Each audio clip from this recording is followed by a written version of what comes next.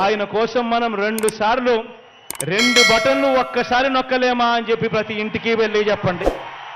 యాత్ర 1, యాత్ర 2లో జగన్ గారు పాదయాత్ర గురించి చూపించారు.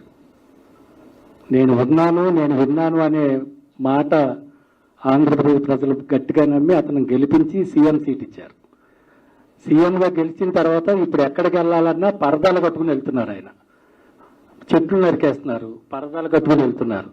ఇలాంటి సీన్స్ అన్ని యాత్ర 3 అనే ఏమైనా సినిమా చేయగలరు మీరు?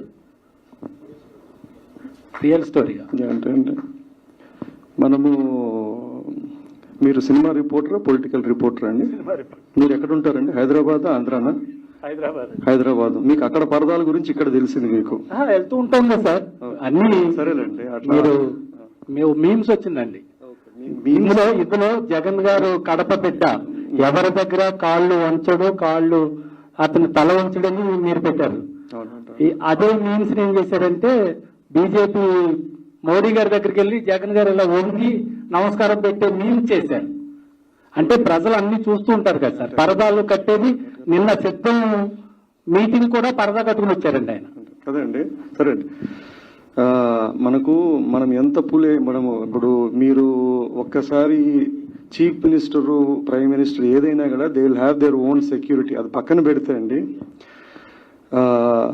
మనకి అదృష్టమో దురదృష్టమో ఏంటంటే అండి మనకు అట్లీస్ట్ తెలుగు రాష్ట్రాల్లో వెరీ గుడ్ మీడియా ఉందండి.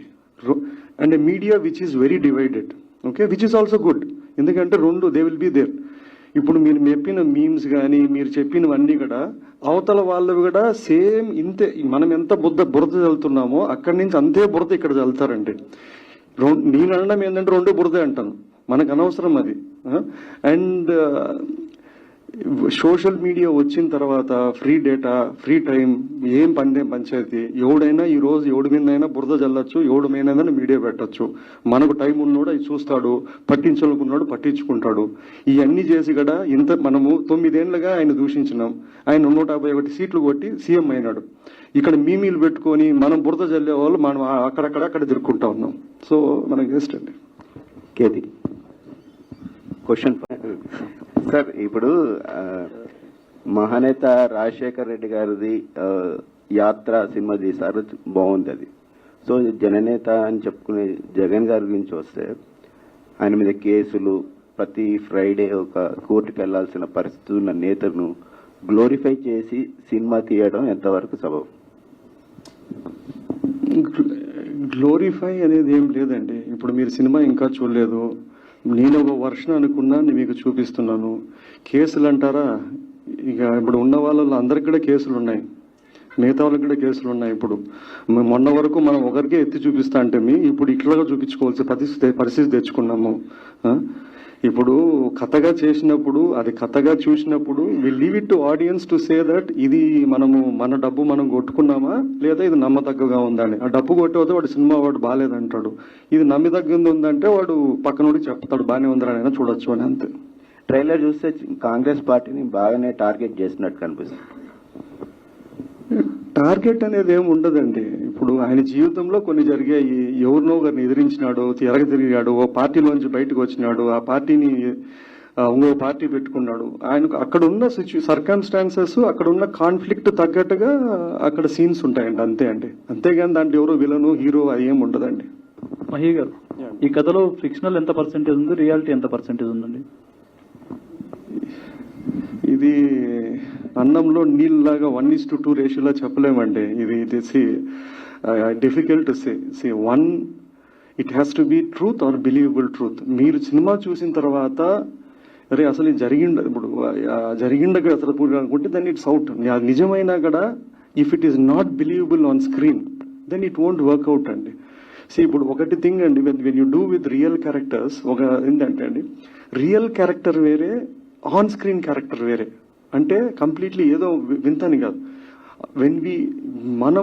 We need to start from zero on screen to evolve this character and go through his journey and make it again rootable to the audience అండి. రాసుకున్నా అండి it is there is no. ఇప్పుడు for example Mammootty the scene ఉంది, అది నిజమా కాదా అంటే నేను how can I say that? The soul and intention of the spirit of the scene is true. కానీ నేను దాన్ని సినిమా రూపంగా చెప్పుతున్నకు ఆ డైలాగు, ఆ డ్రామటైజేషన్ ఇవన్నీ ఉంటుందండి. అట్లా దట్స్ ఇట్.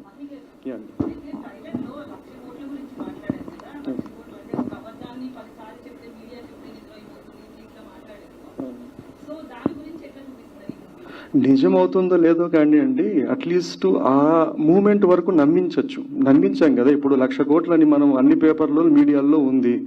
ఎవెన్చువలీ దాని మీద మనకు ఫైల్ చేసిన ఛార్జ్ షీట్ 1,100 కోట్లు ఎంతో. 1,00,000 కోట్లకి 1,100 కోట్లకి కిలోమీటర్ దూరం ఉంది. అయినా కూడా మనము ఎంత రోజు గుద్దాం కదా, గుద్దాము, నమ్మించినాం అంతే కదండి. లేదండి, ఎవరు ఇప్పుడు ప్రపంచంలో ఎక్కడైనా అండి media has been divided into each parts. మీరు అమెరికాలో చూసినా ఫాక్స్ ఉంది, CNN ఉంది. అట్లా అది ఇది మనం బతుకుతున్న కాలం అండి. దిస్ నథింగ్ రాంగ్, మనం అది తప్పు అనడం లేదు.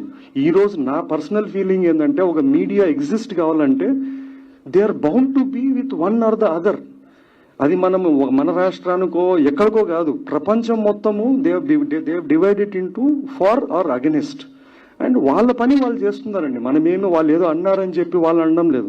అది వాళ్ళ ప్రతిపక్షంగా అది వారి కర్తవ్యం, వీళ్ళ కర్తవ్యం.